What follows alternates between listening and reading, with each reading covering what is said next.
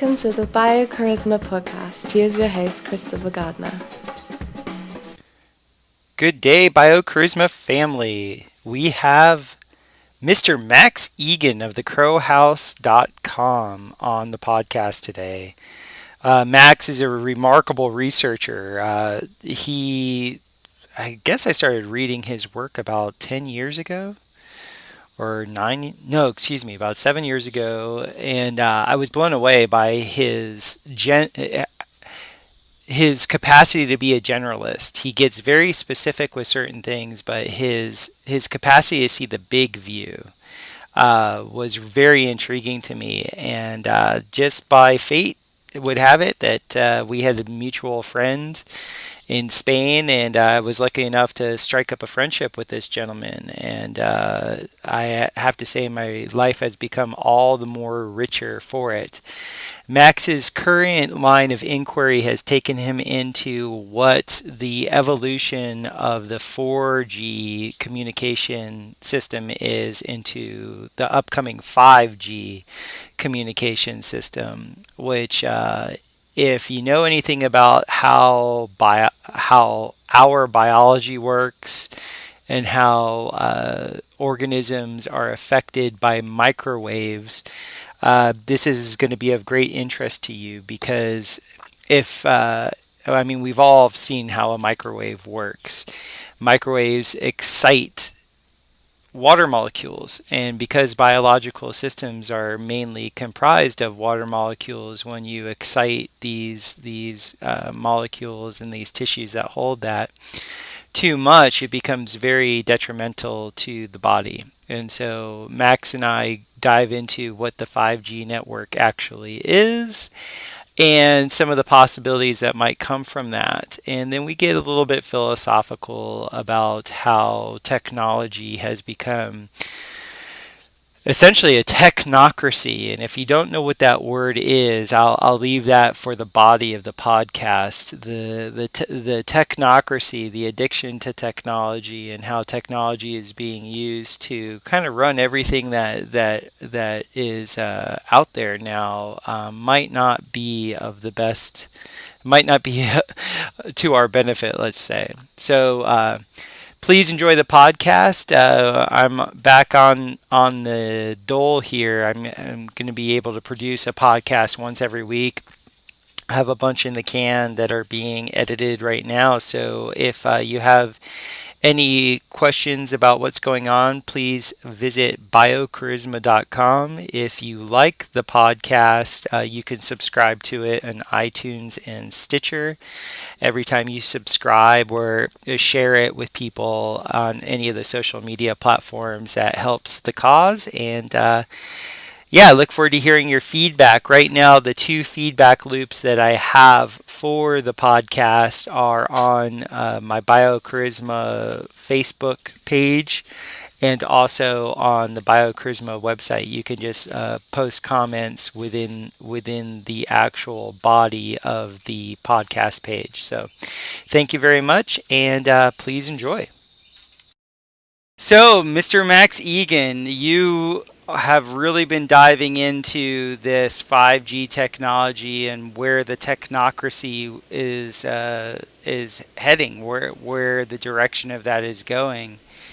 And on a larger metaphysical level, it seems like from that perspective, from the metaphysical or spiritual realm, it seems like there is an anti-human or anti-humanity agenda that's really kind of being, shouldn't say rolled out, because that makes it sound a little bit benign, but it's just like the natural evolution of where this electrically driven technocracy wants to go. Yeah, well, that's the thing. People don't realize what the system is. I mean, they think it's a group of men sitting around a table with evil plans. And sure, there's lots of group of men sitting around lots of tables that have lots of evil plans. But they're not looking at what the control grid is itself. It's the technology itself. It's the whole automated system that's coming online, which is the problem itself. It's not just this group of people. You know, like it wouldn't matter who we pulled down. You could go and replace every government in the world if you wanted to. You could put yourself in there, put the most benign people ever in there who have all the best intentions. But if the system continues to roll along in the direction that it is, it's just kind of coming online under the carpet, you know, unbeknownst to most people. They're not really paying attention to it, to what the control grid really is, the smart system, what it really means, what it's going to mean for humanity.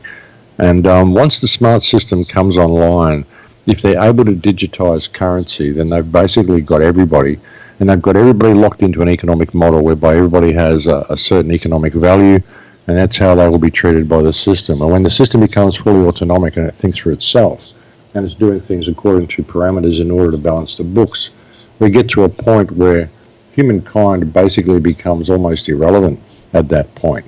You know, a lot of people look at this whole AI technological system and they think of something like the Venus Project, you know, where it could be all automated and we'd have a resource-based economy, we'd all be living these lives of leisure. But if it's a system based on your economic worth, then don't forget you have to work somewhere in that in order to pay to be alive.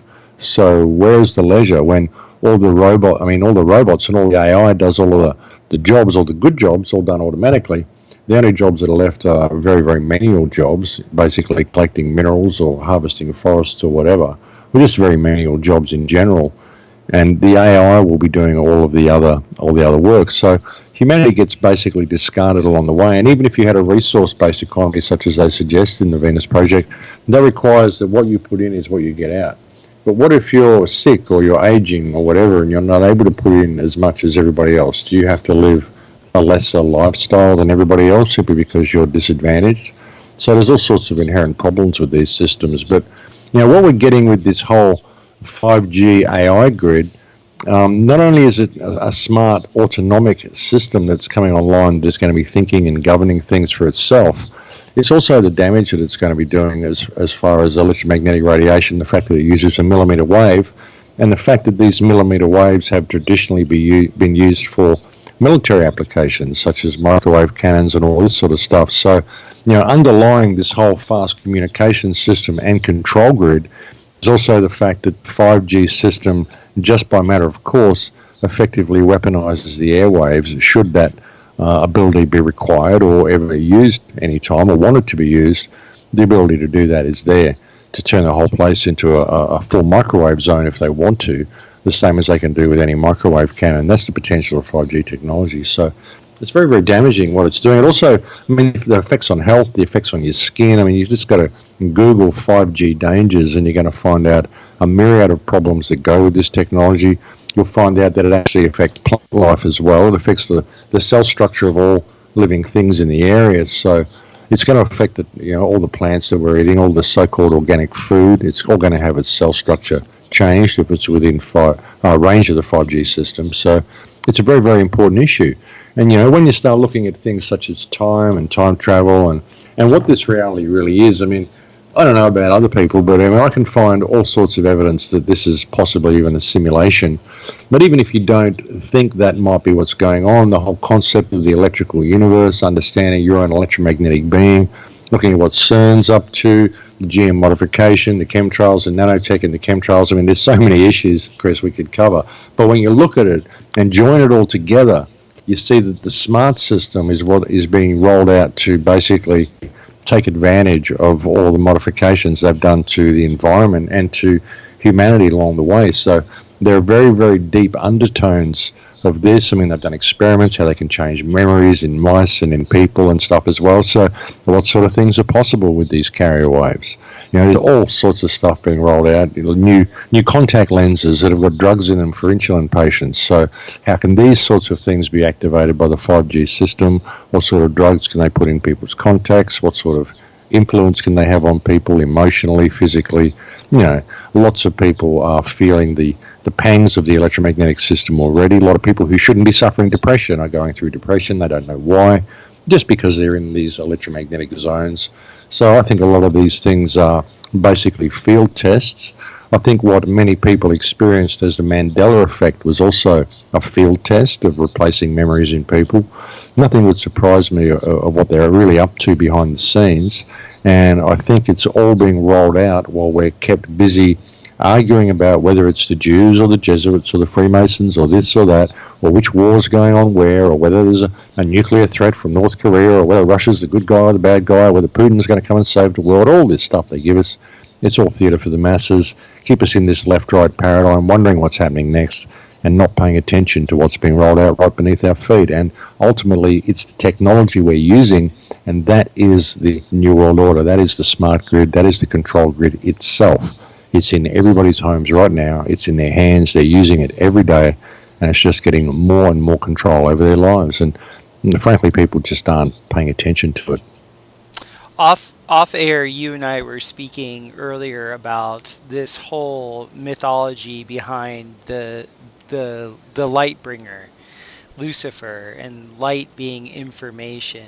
And you've done some wonderful podcasts that I'll link up in the show notes here that dive deep into this subject. And I was sharing with you that I have a few friends that are alchemists that can really do what a lot of alchemists claims are. They can transmute metals. They're highly evolved in that regard. And they had shared with me years ago that from their hermetic texts, because a lot of what they do is based on hermeticism, they say that the devil, or in this case Lucifer, rules the air, and air is ruled by the element of electricity.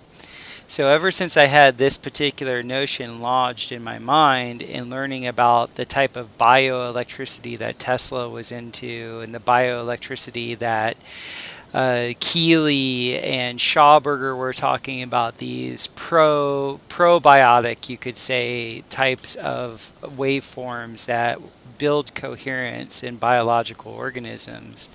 And then you see how all of that gets co-opted for this alternating current system and microwave current, all these waves that are actually create an antibiotic effect, have tremendous negative effects on biological organisms, especially coming to the culmination of what you're talking about in the 5G. And so I've had it in my mind that this form of electricity that we have is a lower form of consciousness. If you just look at what it actually does to natural biological systems, it's destructive. So, of course, whatever the technology that's using that is, whatever that is, it's not necessarily the overarching context that's behind it. It's something that is not life promoting. Well, exactly. And, Tesla invented alternating current himself. And after he invented it, he wanted to switch over to his free energy device of just basically natural magnetic vortex energy. And he considered the alternating current system that he'd invented to be one of the most dangerous things he ever invented, one of the most damaging things for the human condition. And he predicted that if people continue to use the alternating current system, it will only cause damage to the human condition and to all life. It's not a stable system, and it is not a system that is good for the human body to be around. And he identified that himself after he got it going and after he invented it. I mean, that was kind of along its stage of inventing and figuring out what was really going on. He came up with alternate current. So, a lot of people blame him for that and say, he was part of the agenda. But no, he wasn't. He openly announced that it was a bad system and we should stop using it as quickly as possible. So very, very interesting. But looking at electricity as being an element of the air, and them saying the possibility of the electricity of the air being the domain of Lucifer, it's a very interesting concept. When you look at the concept of the ancient sigils, and many people have talked about recently how many of the old sigils that you see for summoning demons and summoning the Dark Lord Lucifer are all shaped like computer parts. They all look like resistors and transistors. And if you look at any computer diagram, you can see a lot of these sigils in the diagrams. And I would suggest there's a lot of people out there, there's a kind of a new age mentality to a lot of black magic in the modern world. These people put on these stars and black robes and they paint these sigils on their walls and they sit there with a scrying mirror and they sit in a pentagram and think they're summoning a demon or something, but really they're not. They don't have any idea how it works. And what I would suggest is that these sigils work when you put them together. They create certain electrical activity, And that electrical activity itself is what eventually summons Lucifer. But you have to put it all together. And when you look at it, it's the quest for knowledge that's done it. You know, our eternal quest for knowledge has led to a system which has basically created the internet. You know, but once you introduce a usurious monetary system over a quest for knowledge, for example, a usurious monetary system immediately puts people in scarcity. So you've got to make things more efficient all the time, more efficient, more efficient. Eventually leads to automation, and it leads to something such as the internet being created. And, you know, when you look at the biblical interpretation of Lucifer being the bearer of light, well, what is light? Light is information. Light is knowledge. What brings us more information than everything? And what is most loved? And what is, you know, revered by everybody as the great thing that has come to help our lives, you know, the most beautiful, the most loved by all, this bearer of light, the internet. You know, people can't imagine their lives without it. But all the while, the internet is becoming a self-learning system, and we are basically handing control of all of our lives over to the internet, and we are trusting it to guide us to where we should go. But while we're doing this, we've got it all based on this usurious economic system. So the internet itself is putting an economic value over the worth of everybody, and once it becomes fully autonomic, you know, people don't understand what autonomic means. You know, your body is autonomic, a plant is autonomic. An autonomic system is a self-correcting, self-balancing, self-healing, self-programming, self-defending system, like anything in nature. You know, once the internet gets that capability, it doesn't have to be a living thing with flesh and blood like we perceive life to be. It can be a virtual life that is fully autonomic, that looks after itself. You know, what it is, you know, we look at artificial intelligence, we think this is what we're creating, but really we're creating autonomic intelligence. We're creating autonomic virtual life is what we are creating. And once we create that, if we are prepared to hand all of our worldly value over to it and all of our skills over to it, I mean, the amazing amount of life skills that people have lost since the internet came into being, you know, it's incredible, really. People have lost their ability to talk to each other. The youth have been absolutely brutalized by the internet, by pornography. What that has done, it's changed the landscape of adolescence, like almost irreparably at this point. We've lost a whole generation of kids, young men, to video games as well in the process. So we're losing all of our life skills. It's all being handed over to the internet. And we're about to hand all of our control over to this system because we love it so much. If you look at the classic story of Lucifer, how it was the most beautiful that everyone loved, and then it turned out to be this beast that destroyed everybody, well, that seems to be exactly what we're doing. And I would suggest that this is what happened with previous civilizations as well. They reached a certain point in their quest for knowledge and their pursuance of an economic model and their fear of each other and their greed and their need to be on the top of the pile, that they created a system which ultimately destroyed them. I think we do it every time. And you can almost look at it and think it's almost like a fail-safe point. You know, if you've got a species which metaphorically bites from the apple and goes on that quest for knowledge, rather than simply being in the garden and discovering what it is to be a man and a woman and to what it is like to experience life, because that's really what it's for. What do you need to know all this other stuff for? What do you need to know how the rocks are formed, or how old the tree is, or where the sun came up from? Why do you need to know any of this? How does it affect your life? It doesn't. You know, people arguing over whether the earth is flat or round. How does it affect your life? It doesn't. It doesn't affect it in any way. It's about your journey through this experience. Why do we need to know any of it? You know, so once we take that step and we go on that quest for knowledge, and it becomes all corrupted and all we can focus on is more information, more information, more information, well, then you introduce a usurious monetary system. And once you do that, the natural progression is to create scarcity, to create efficiency, to create automation, and eventually lead to something like the internet, which will map the entire human mind, the entire global experience, everybody, get them all together, figure out what everybody thinks, what they know, what the knowledge brought them to this point, take all their life skills from them, we hand control over to it, and then it just shuts us out. And we have to start again. I mean, I think this is how it goes down, and that's what it almost seems to be doing, the internet. Not only, you know, by taking our life skills from us, it's actually taking them on itself. It's gathering all of its knowledge from us, and it's mapping the entire human mental and psychic and spiritual terrain while it does it, by search engines and all this sort of stuff. You know, when you type in a search engine, you're not just telling the internet, you know, what you're searching for, you're also telling it what you're thinking about. That's what search Right. engines do. They're a great tool for mapping the human terrain. So I think that's what all this is about. And you can kind of look at the internet in that way and, you kind of step back and look at it objectively. Look at the Bible, look at science, look at all these things, but, take your religious perspective away from both of them, because many people have a religious perspective with science as well. Don't be locked into any belief or be have a vested interest in having any side to be true, and just look at it and put it all together and see what you come up with, see what the cards fall. And you kind of look at it and think, well, this is a pretty interesting perspective to see what we're creating here and what its inevitable conclusion is going to be. I completely concur. Are you there? Yes, I am. Okay.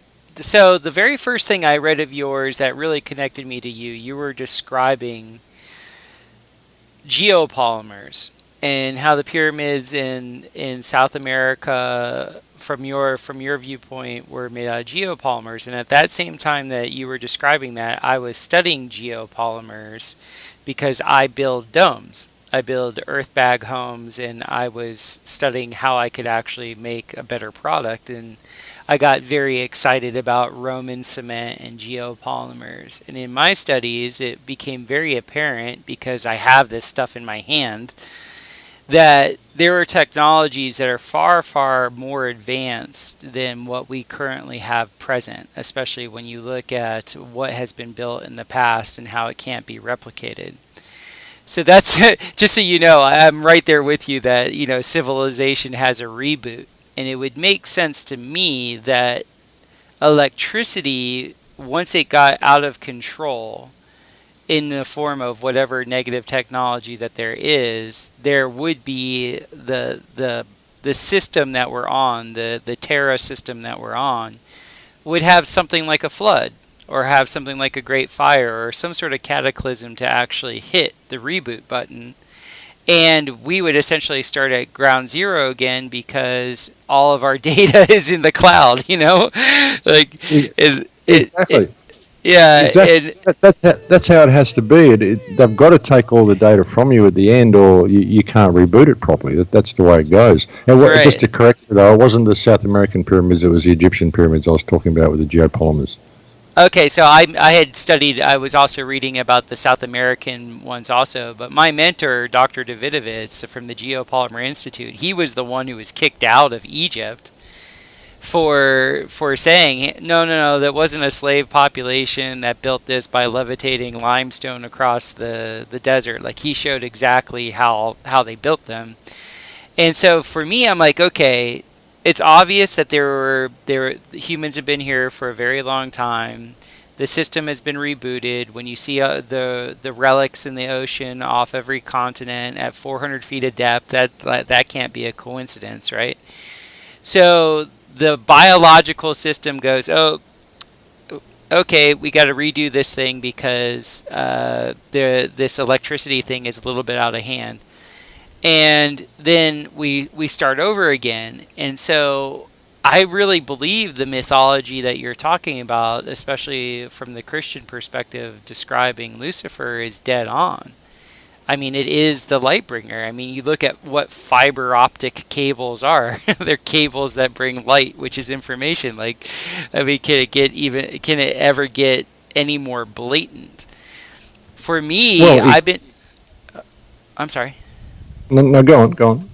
For me, I've been trying to focus on what I consider are anti-fragile technologies. Those are technologies that aren't dependent on electricity. Because one, they protect us from the harmful conditions of, the Wi-Fi and the microwaves and, all the harmful effects of electromagnetism, because I suffer from that. But then also, if the grid ever did go down, I'd be able to survive. To me, it just makes sense. And I'm not coming from a prepper position. I'm just coming from the position of reading the writing on the wall and being like, man, this whole thing is unsustainable. And I don't want to be part of something that's unsustainable.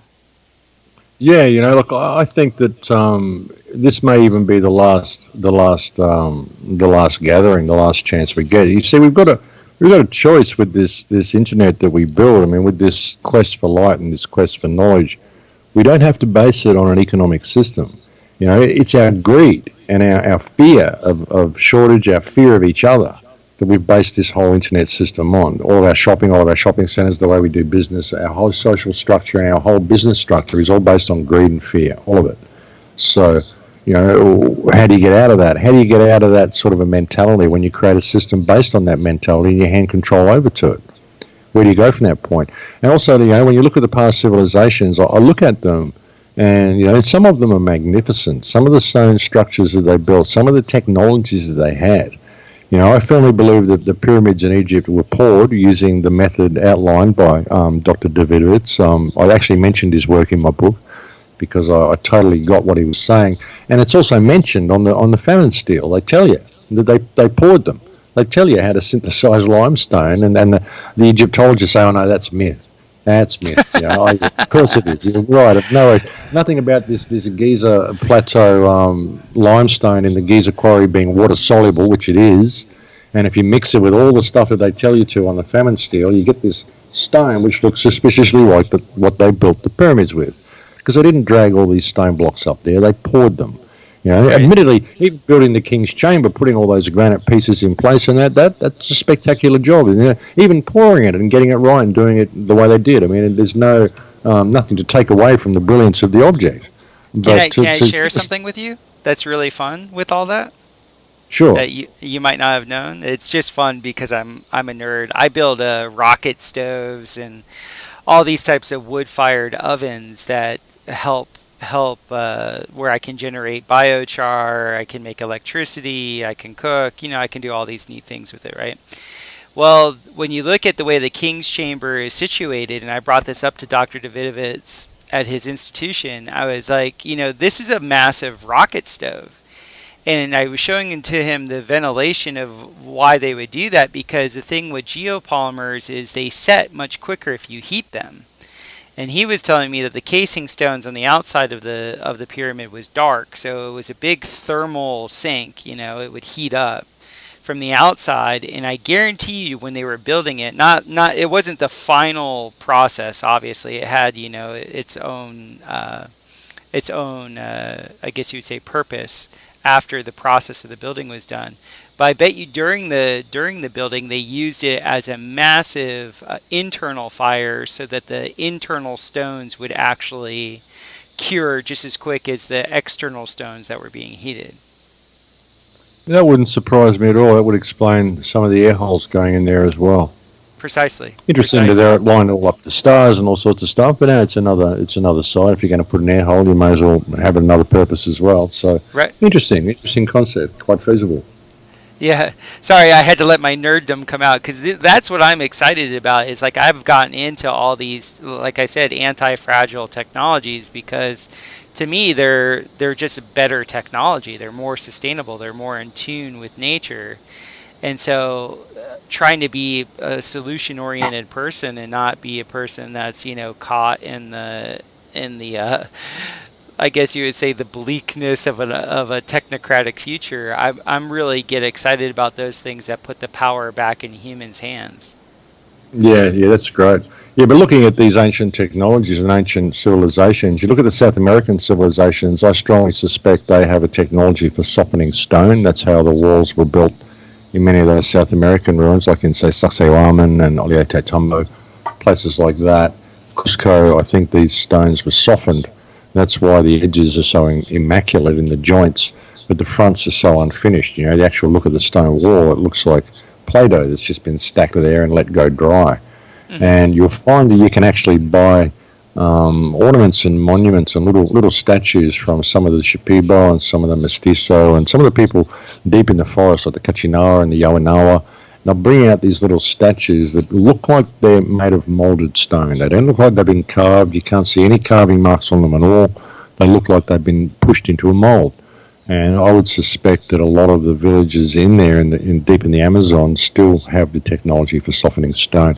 Percy Fawcett talked about it in his book, Exploration Fawcett. Percy Fawcett mapped all the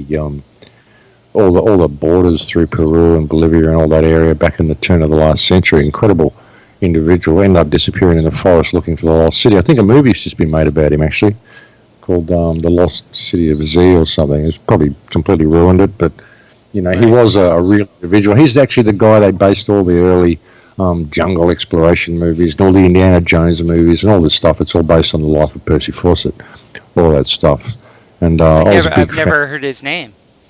Percy I was Fawcett. A huge fan of his work. There's a book called Exploration Fawcett. If you can get hold of it, it's a fantastic book. It talks of his journey through the jungle around the turn of the last century. He went through he mapped the borders of Peru and Brazil using a sextant and a compass and a canoe. Mapped it on foot and by canoe using a sextant and a compass. Phenomenal feat, absolutely phenomenal feat. From like 1921 or something like that, 1915, I don't know. It was ridiculous, some of the stuff he did, because none of the countries would trust anybody else to map the borders. So they suggested that Percy Fawcett come in because he was an exceptional bushman in any type of terrain, desert, jungle, whatever. He was a veteran of the Boer War and all this sort of stuff. He was a colonel, I think, Colonel Percy Fawcett in the British Army, but ended up just got lost in the legends and heard of lost cities and hidden ruins and heard of the tale of Diego Alvarez and all sorts of stuff, and Raposo's tale of lost cities and mountains of gold and all this sort of stuff, and went off looking for El Dorado. Ended up going missing in Mato Grosso around about 1920 or 1930. Sent a letter to his wife saying, I'm going off in the jungle, I'm not telling anybody where I'm going. I'm only taking 2 people with me because I don't want to arouse the ire of the natives. If we take a large crowd, they'll think they're being invaded. I'm not going to tell anyone where I'm going, because if I get lost, then I don't want anyone coming looking for me, because if I get lost, then no one else is going to find me. And you need have no fear of failure. He gave that letter, sent it off to his wife, and then he disappeared into the jungle, never to be heard of again. Interesting story. Wow. I love that idea of exploring new lands, and especially down there in South America. My friends have gone to Brazil and Peru and was it New Guinea? Papua New Guinea. Look, there's fantastic places still to be found in the jungles of Brazil, I'm sure. But now I got right off track there. But what I wanted to say was, when you look at all of these ancient civilizations that have come before us, they all show a level of technology that we simply don't have now. Even the materials that they use to build those structures and those cities are simply not available to us now. We don't have that amount of stone available to us now to build anything like what some of the ancient structures found around Europe, or even some of the old buildings in Europe and England and stuff now. We don't have anywhere near the materials to build that sort of stuff. If you look at our cities, look at LA or New York or even Sydney or any of these new cities, they're all very prefab. They're all very thrown together. They're all sort of concrete and gyprock and all this sort of stuff. If there was to be a massive, if everyone was to die out now and there was just the cities remaining with no people and it was just left to nature, in 1,000 years there would be absolutely no trace of this civilization left at all. Nothing. None. Not a single thing. Not one piece of steel, not one piece of concrete, nothing. It would all be gone. All anyone came after would find would be the remnants of the last civilizations, all the stuff that we found.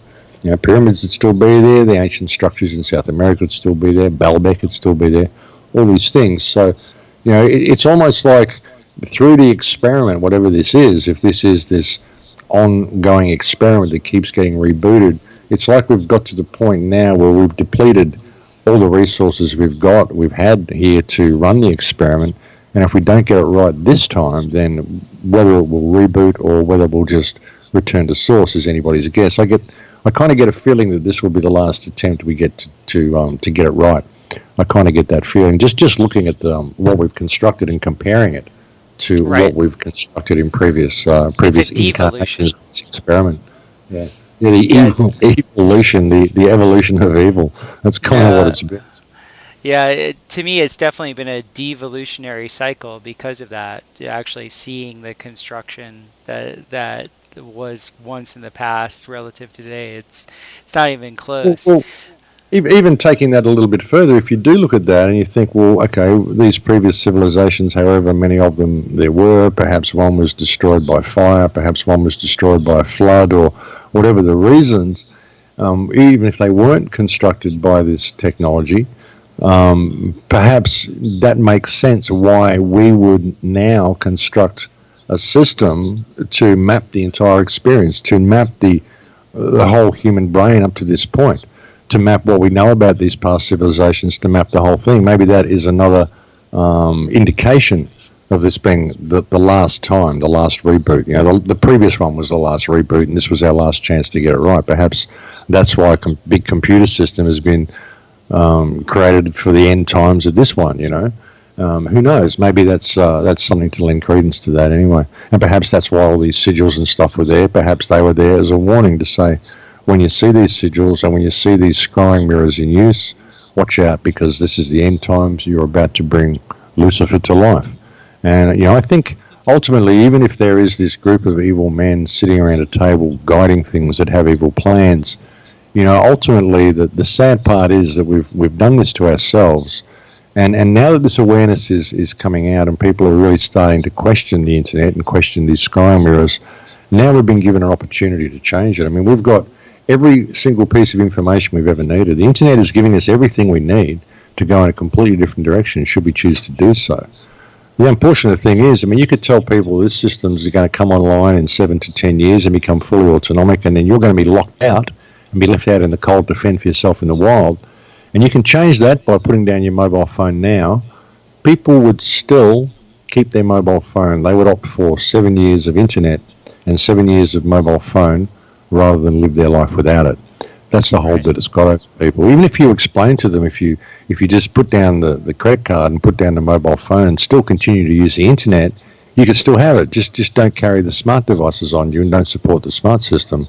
They still would just not do it, I don't think. They'll still think, oh no, I prefer this convenience that I've got in my life now, and they just don't realise what it will be like when it all gets, you know, when they get shut out of the whole thing.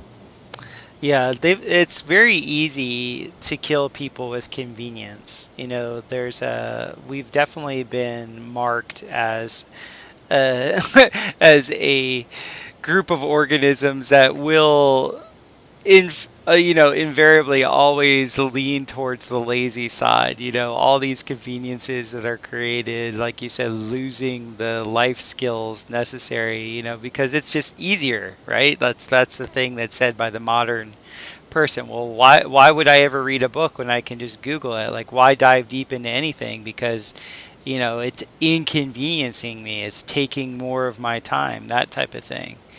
And for me, you know, you and I have a mutual friend in Louise, and I wrote this really long essay. And she appreciated it when it came to how I was basically saying that convenience is the great wedge that's being driven into our collective heart. I mean, it's a really neat thing for me because I've had enough experiences where the electricity has gone out where I've been living my entire life, whether it's in Florida or Costa Rica, and how wonderful life becomes when the conveniences are taken away and you get to see the real humanity in people.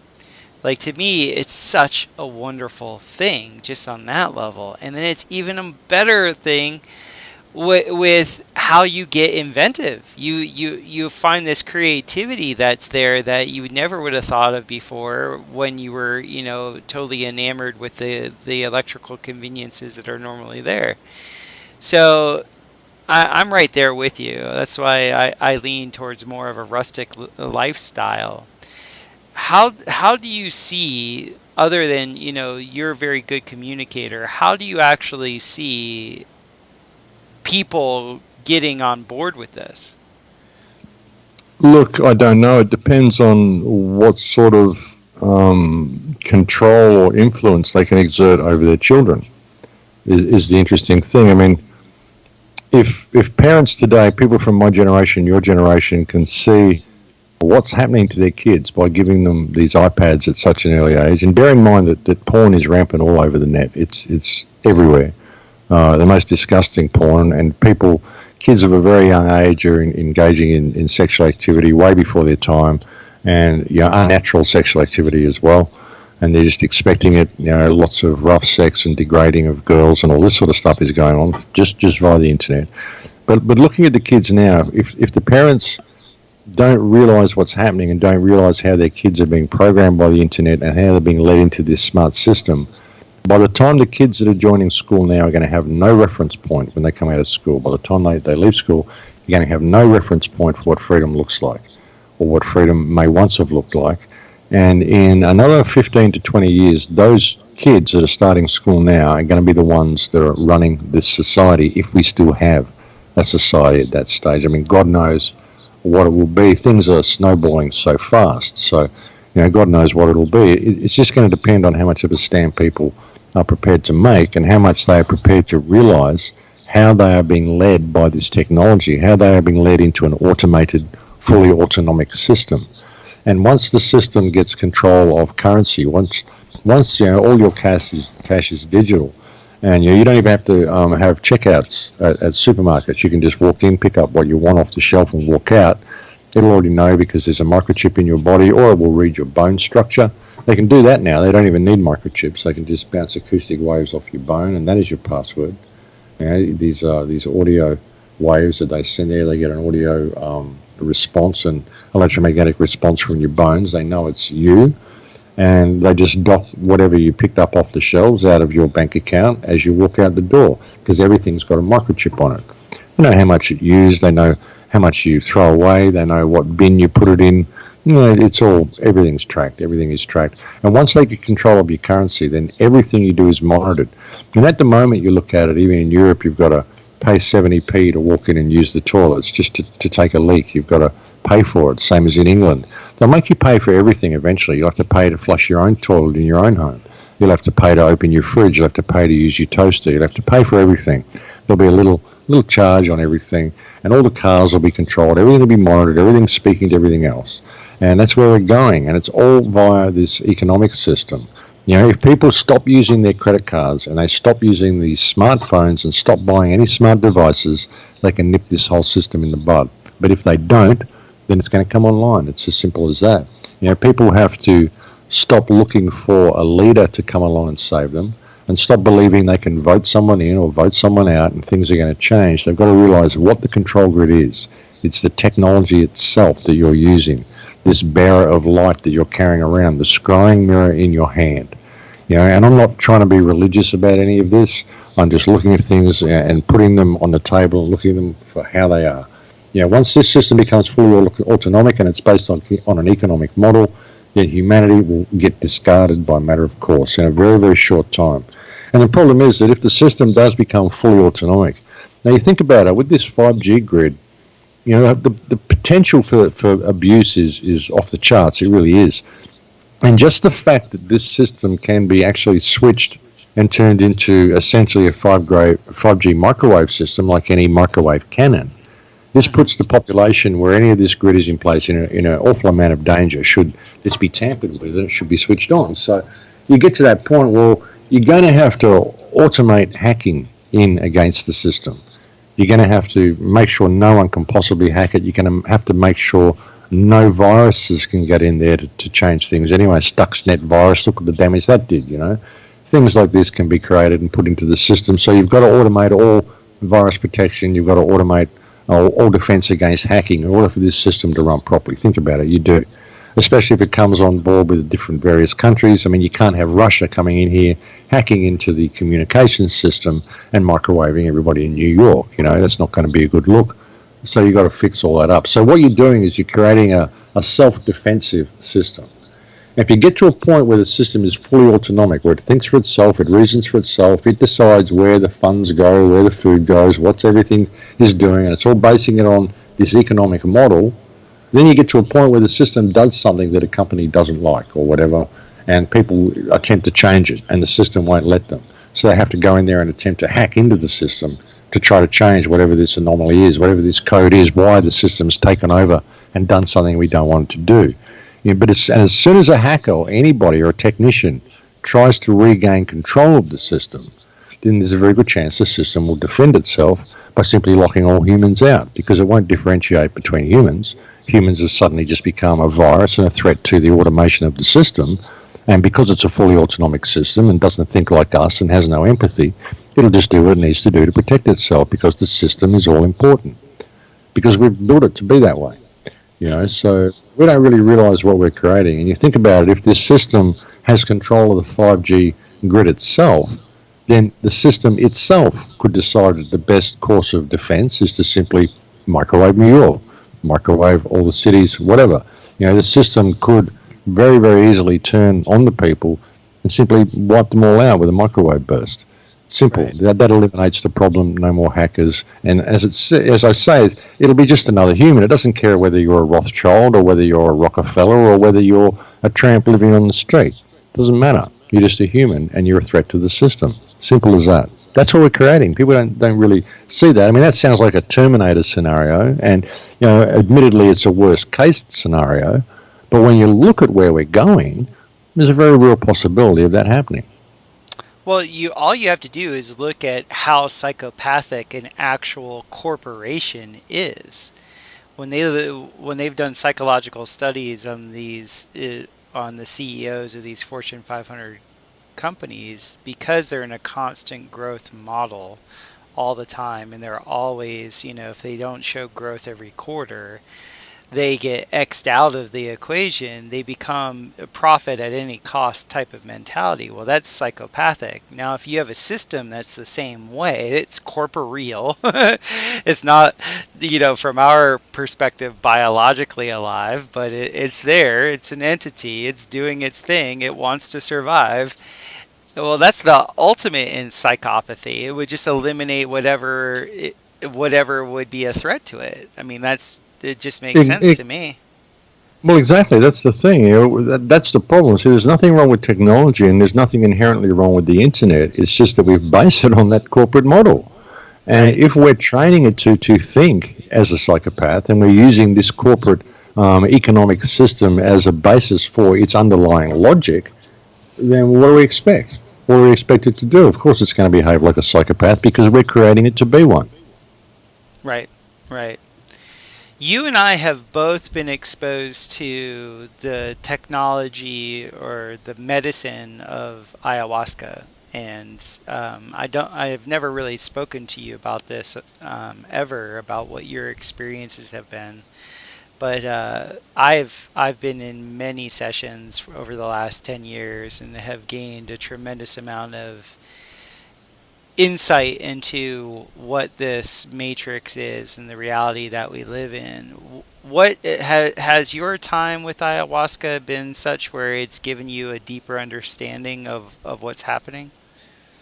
Oh, absolutely. Yeah, I haven't drank for probably 3 years now, but I got some incredible understandings from ayahuasca, some incredible insights, some incredible healings.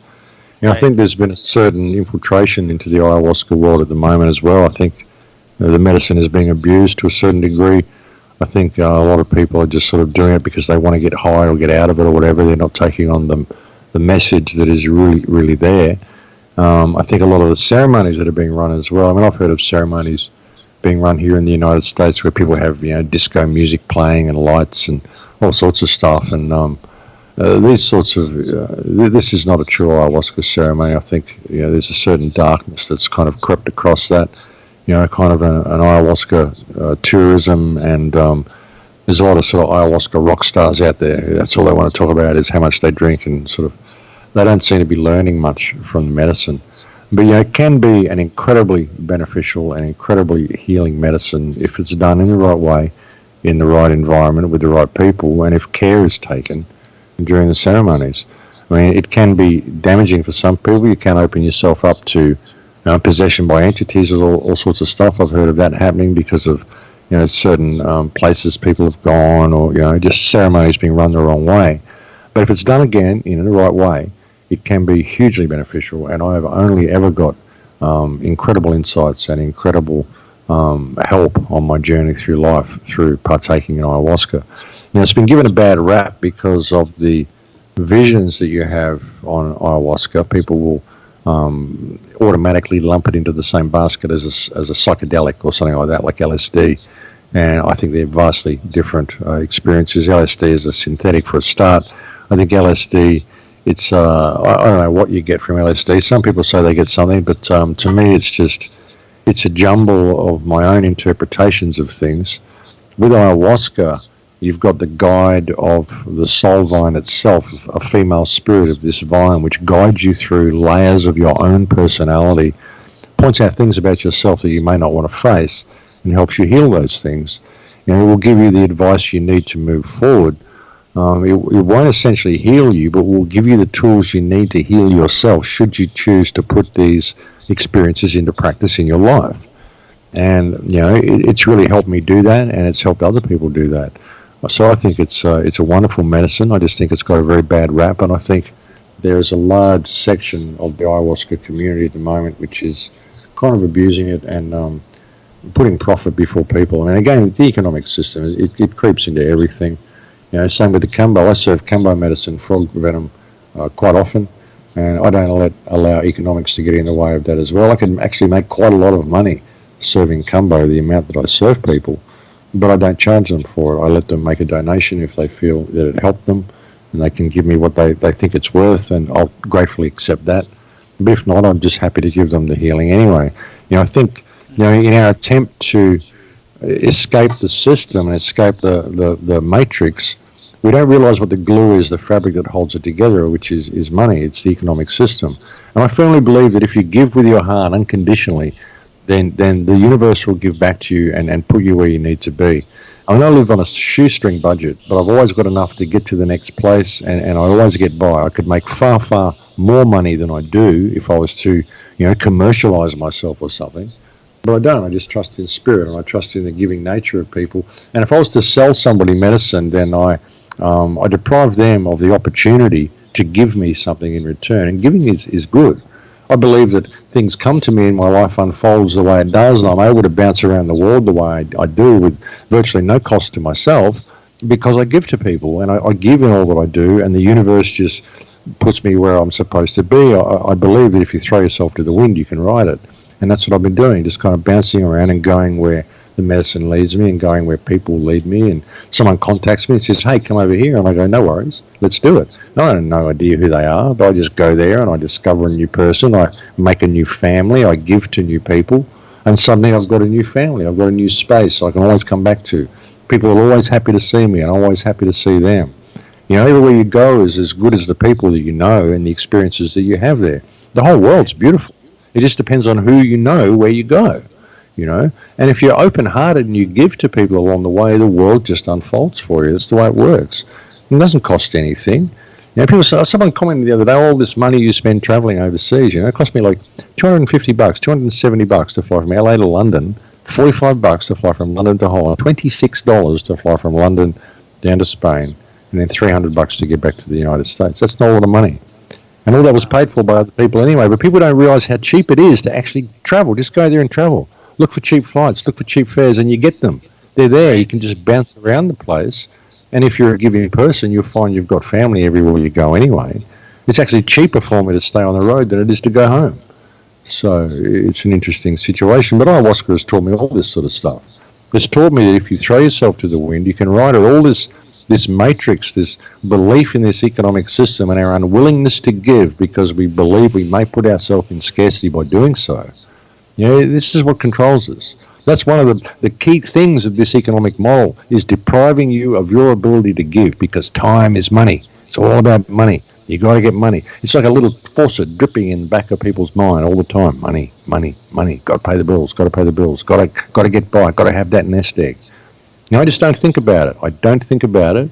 I say thank you. I never even, on my show, I never ask for donations, ever, unless I'm really, really short. Then I might say, if anyone can make a donation, it would be really appreciated. But I never ask for donations. I always, at the end of the show, I thank those who have donated to me and who continue to do so because I couldn't do it without them. But I'm not going to put an economic value on what I do because I believe in spirit, I believe in the message, and I believe in people. And I believe that we have all the tools at our disposal now to change things. We have all the information we need to do it, even with the internet and where it's going and becoming fully autonomic and all this stuff that's going online.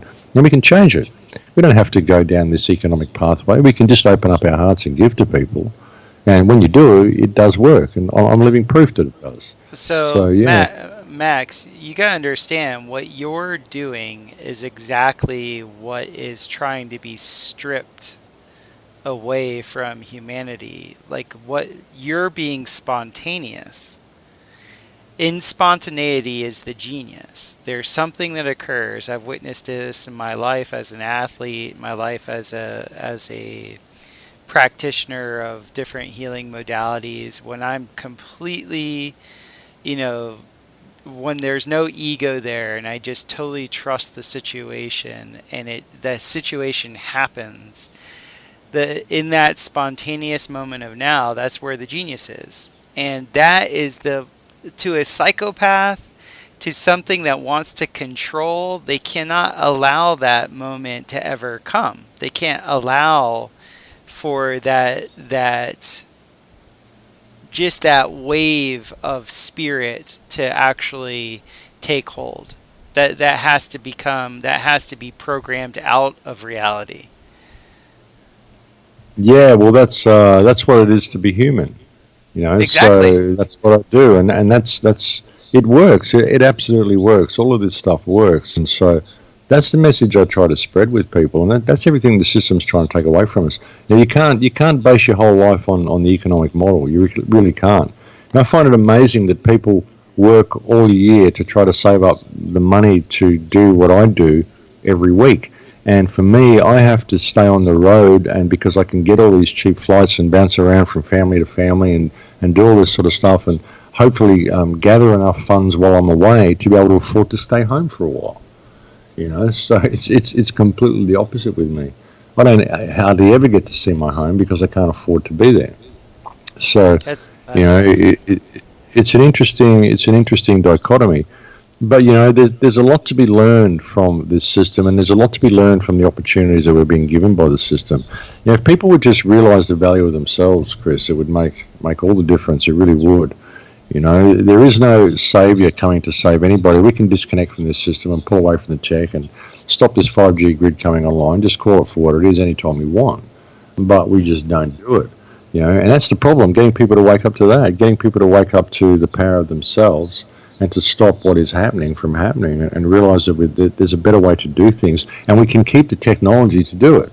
We don't have to disconnect completely at all. We just have to realize where we're being led. And remember what it is to be human. That's so much of what this system has done to us. It's taken our humanity away from us and taken that spontaneity out of our lives. I mean, that's how I live my life, completely spontaneous. I never really know what I'm doing from one moment to the next. It just kind of happens, Yeah. And I don't have it any other way. I wouldn't know how to function in any of that stuff. I've tried it. It never worked for me. Even when I was in the system, I was a musician, just kind of bouncing around from band to band, and we get a worksheet once a month. We only knew what our live was 1 month in advance. You know where we're going a month after that. So, it's always been like that. I've always lived a very spontaneous life. And I think it just works. If people could, remember the power of giving, then they'll see the easy way out of this system. Why do you administer Kambo? What's special about Kambo? What has drawn you to that? Well, I had a Kambo experience myself in, I think, 2015. I had meningitis. I got really, really sick with meningitis a couple of years ago, and it nearly killed me. And meningitis is a very, very slow recovery. It takes 12 months or 2 years to get over meningitis, and after you've had it for 12 months, you're over all the worst stuff in a few weeks. But then you just really, really run down for the next 12 months to 2 years, and after 12 months of being that run down, you kind of forget that you had meningitis. It just becomes your new normal. You just think, oh yeah, I'm getting old. I'm like 58 now or wherever I was. And I'm getting old. The joints are seizing up. I was just used to the fact that I was getting old and getting run down, and it just became my new normal. And while I was on tour, someone gave me a pallet of Kambo while I was in France or Spain or Holland or somewhere. Holland. And they said, if you find someone who can serve this to you, Max, then you need to have some Kambo. And I thought, okay, interesting. Got back to Peru, and there was a really old friend of mine just arrived there at the hotel as I arrived in Lima. There's a really super old friend of mine, one of my best friends from Australia, happens to be in that hotel, didn't know she was coming, walking down the stairs as I walk in. and she serves Cambo. And so I went, okay, Awesome. I'm supposed to have the Cambo. I said, yeah, what are you doing here? She said, coming to this retreat, same retreat I was going to. She told me she'd just done Cambo training. I said, oh yeah, I've got some, blah, blah, blah. I was told that I should have some if I could find someone to serve. And she said, I serve Cambo. This was before she'd even come down the steps, you know. So I had it the next day when I got to the retreat, or the day after. And the amount of healing I got from it was absolutely incredible. You know, like I said, I was so run down from the meningitis, and it just becomes your normality. And I didn't realize how run down, how sick I was until I wasn't. And the Cambo, it was the most horrendous experience of my life. Like, just 4 points on my arm, and I collapsed like a stone, could not move a muscle, felt like I'd been poisoned. It was like a dead body. They couldn't even pick me up and put me on the mat. I couldn't even lift my head high enough to drink water because gravity couldn't take over. I couldn't lift my head high enough. Wow. So, you know, it absolutely floored me. I vomited my ring out for like 40 minutes of the most hideous stuff out of my body. And the next day, I was like so energized and so focused and so clear. Clean. Right. All of my friends said, oh my God, Max, you're back. We've been really worried about you for the last few months. And I just went, well, yeah, I didn't realize how sick I was. So, you know, for me to have got that amount of healing from this medicine, I just thought, I've got to learn about this medicine. And I've just felt completely at ease with it. I've served a lot of people Cambo now. I've served, you know, I've served probably 40 people or 50 people since March, the beginning of March. And I've had incredible experience with them. I've had people's eyes change colour, permanently change colour. I've had all incredible experiences. I don't know anybody who has not had an amazing experience with this medicine. So just the healing that it gives to people and the healing that I got from myself, I mean, I was just called to it. And it's amazing, since then, all this other medicine like Hape and all these things have just kind of come, all this stuff that complement the Cambo, it's just all sort of come into my life without me trying to do it. It's just bizarre. And even sticks of Cambo will come to me. I'm doing a talk somewhere and someone will walk up and say, here's a crystal and a stick of Cambo. And I'm like, what? You know, that's random for someone in some backwater town to just come up and give me a stick of Cambo. Mm-hmm. You know, so things like this. So yeah, I know I'm on the right path, and it's just an incredibly healing medicine. Cleans out your lymph system.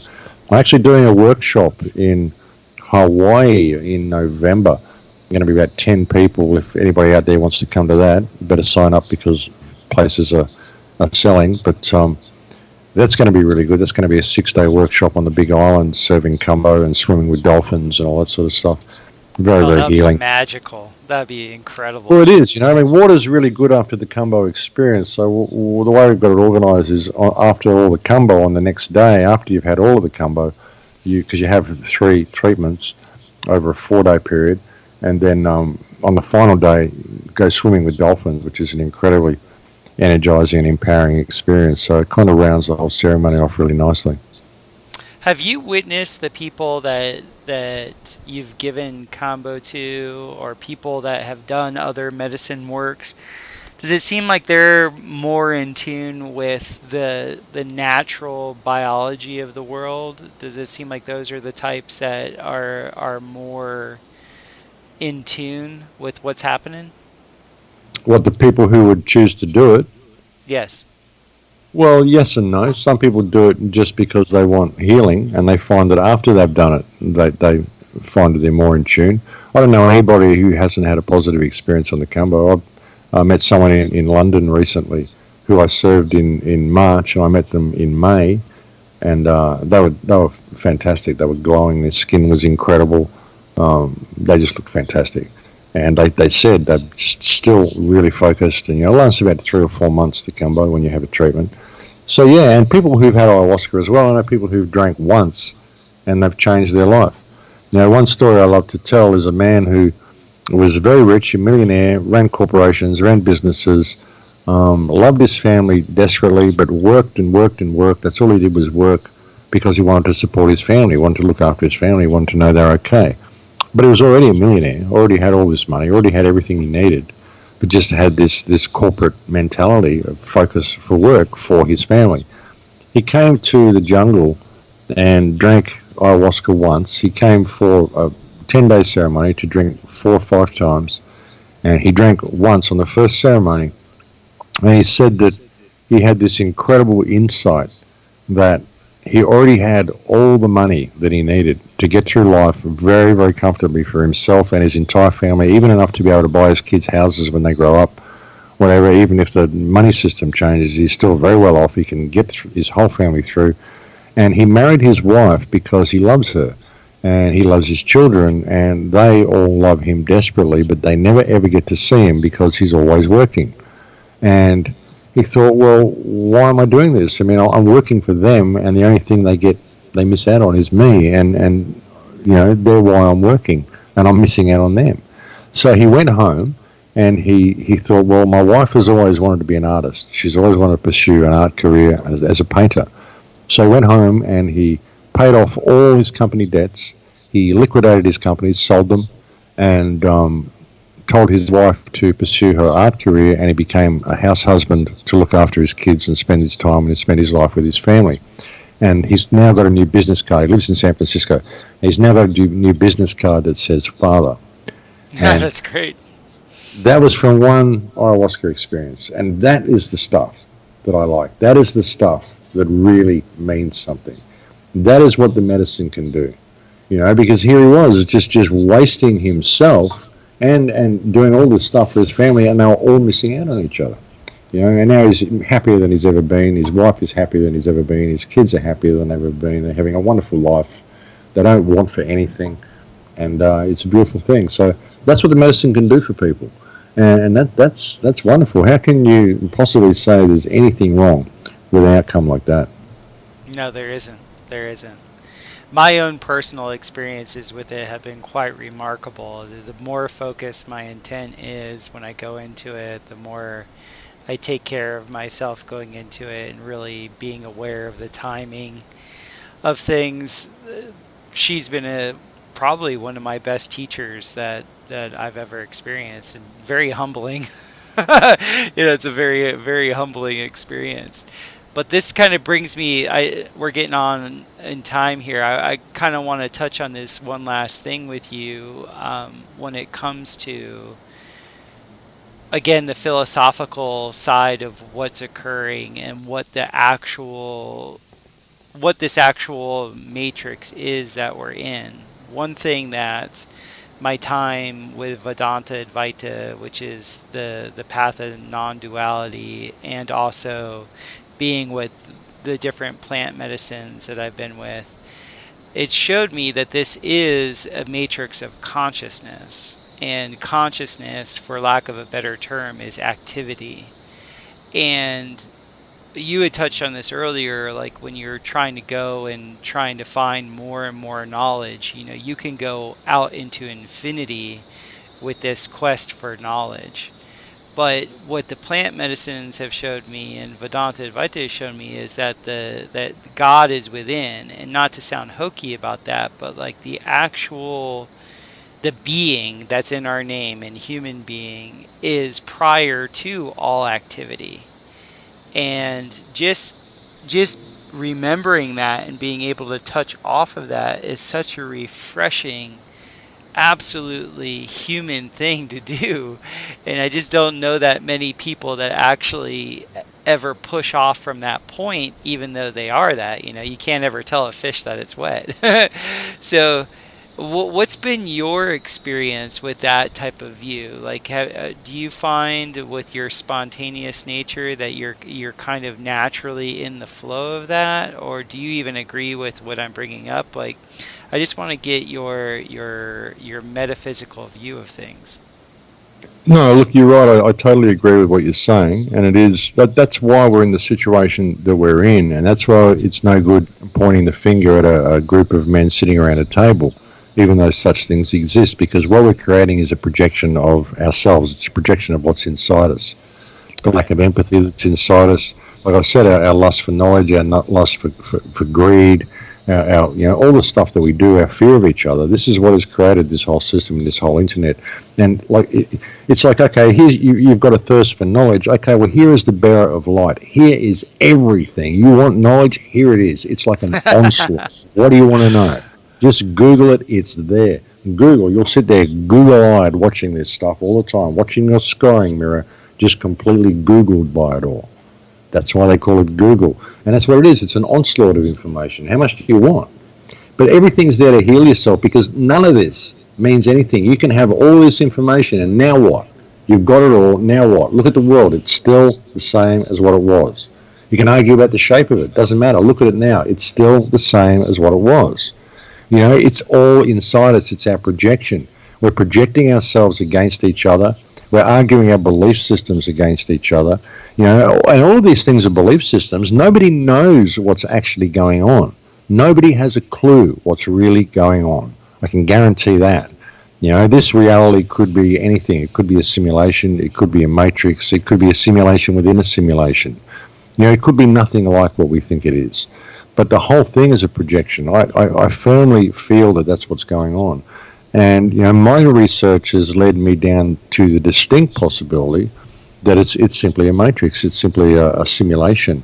Even when you look at the nature of matter, even some of the experiments that they've done with CERN, if you believe such things, they're getting it all wrong, looking for these particles and all that sort of stuff. They love inventing particles, don't they? New particle to explain everything. We can't explain 99% of the universe. Oh, it's a dark matter. Oh, really? No worries. What is it? We don't know. It's dark. Oh, thank you. Thank you for clearing that up. So they just explain everything away with these new particles and new equations and all this rubbish, But nobody really knows what's going on. And if we can stop fighting with each other and realize the opportunities we've got available to us with this onslaught of information, and realize how little it all means. You can know everything there is to know on the internet, everything there is to know about this world, and guess what? Here you are. You're still here having this experience. What does it all mean? And all of the answers are within you, and what are you projecting with others with all this? Even when we find all this information, often we get locked in our ego. We want to become a public speaker and do all these things. I don't go public speaking because I want to be an ego or a celebrity. I hate public speaking. I detest it. I don't enjoy it at all. I don't even enjoy doing the radio shows. I do them because they need to be done. People need to know that you don't have to be somebody or a celebrity to make a difference. You can just be a nobody weed smoking musician like me.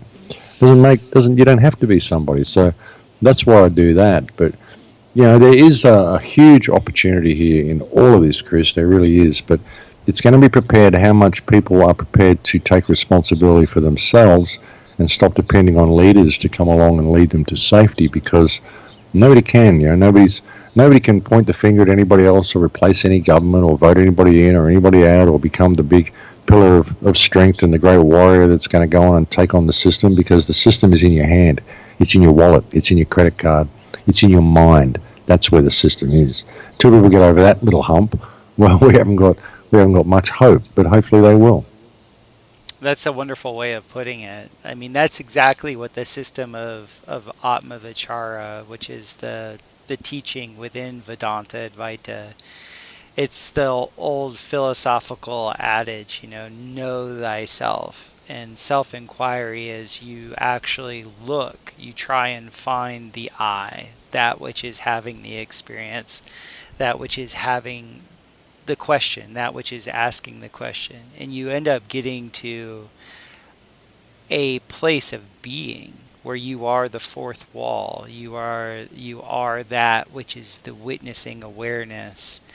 But you're even prior, like the perceiver and the perceived, they both rise at the same time. You are the being that sponsors that little play that goes on. And the beautiful thing is that I've noticed that whenever I've been able to touch that space, it's remarkably regenerative. And the other people in my life that I know that have been able to touch that space, they're very heart-centered people. Almost none of us are economically driven. In fact, we're always a little bit behind the times with that type of thing. But it's a good thing, though, because we're much more human. We're much more on that page of existence. And I'm really I'm like you. I'm a little bit weary of these things that are coming online.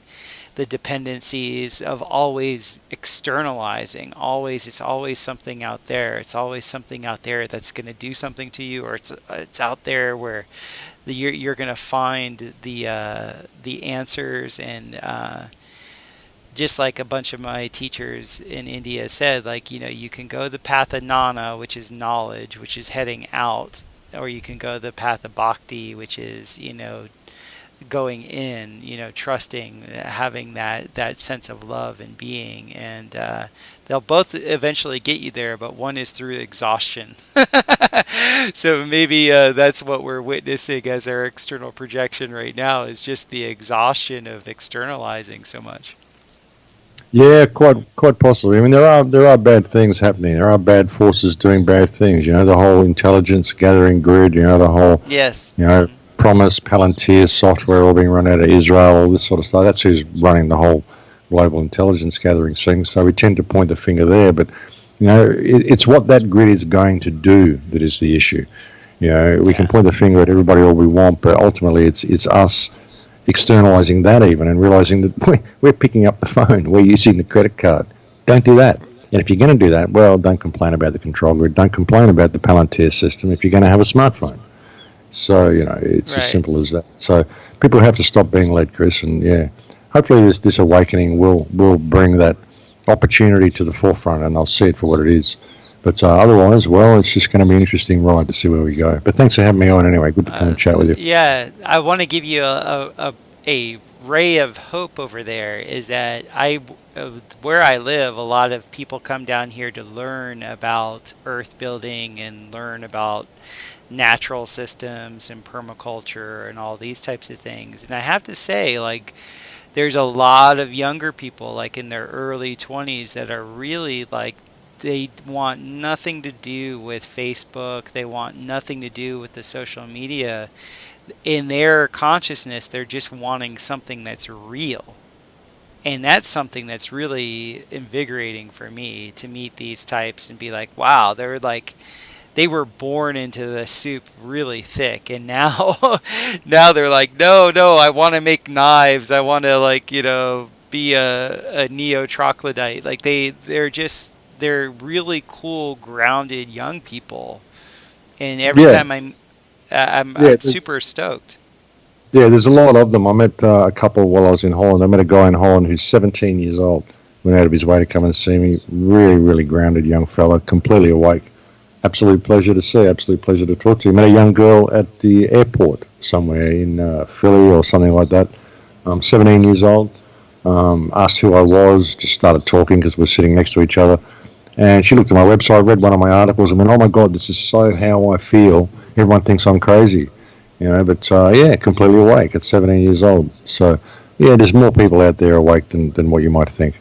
Yeah, it's brilliant. It's brilliant. Well, Max, I love you. The work that you're doing, it invigorates me from day one that I went to your website, to hearing your sultry voice on the YouTubes. You're absolutely wonderful at what you do. Other than people checking out your site on YouTube, which is the Crow House, or going to your website, thecrowhouse.com, is there anywhere else that you'll be in the near future that people can come out and support you?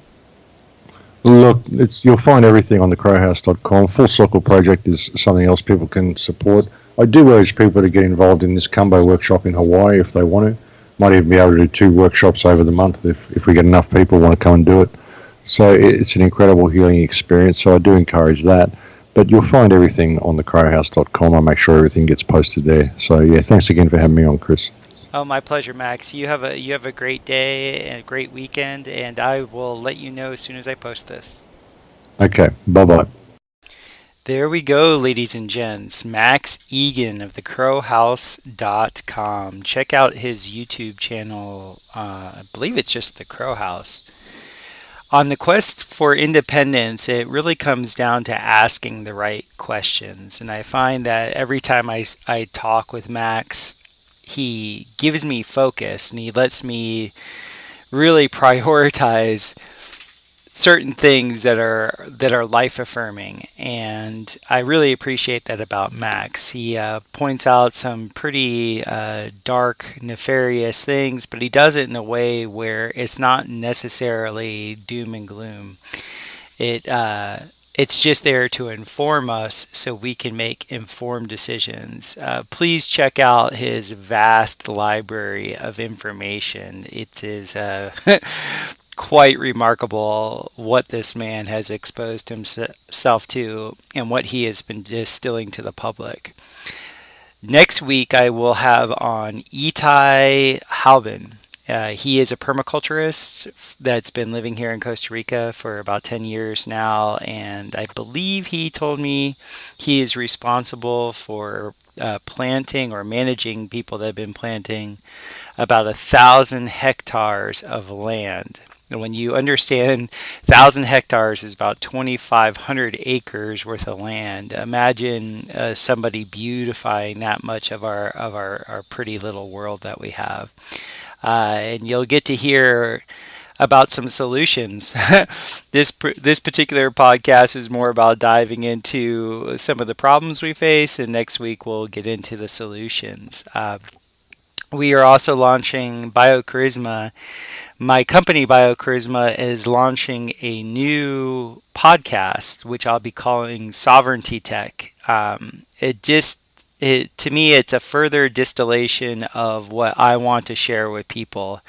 There's so much out there when I look online about the problems of the world, and I want to start sharing solutions and get into the innovators and inventors and the different things that we can all do ourselves. I'm big into the do-it-yourself theme. I'm into self-actualization, as you can tell by listening to the podcast, and I would really appreciate your support in promoting it. So very soon here, I will do a double launch, and I can't wait to get your feedback, and I'm going to be upping the game at least upping the game in the sense of having consistent interaction with my audience and learning what it is exactly that you guys want to learn about, and then also sharing with you what I am implementing.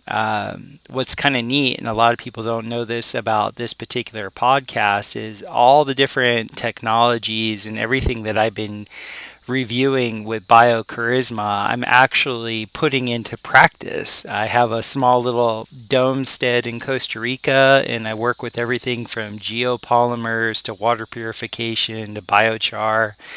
And me and my lovely, we're going to start chronicling all this on Sovereignty Tech, and we're going to be putting it out there as an educational format, so people can learn how to do this type of thing themselves if they so choose. So please support us in that. And check out biocharisma.com when you have a chance, and we're always updating things on that website. So thank you for listening, and we will see you next week.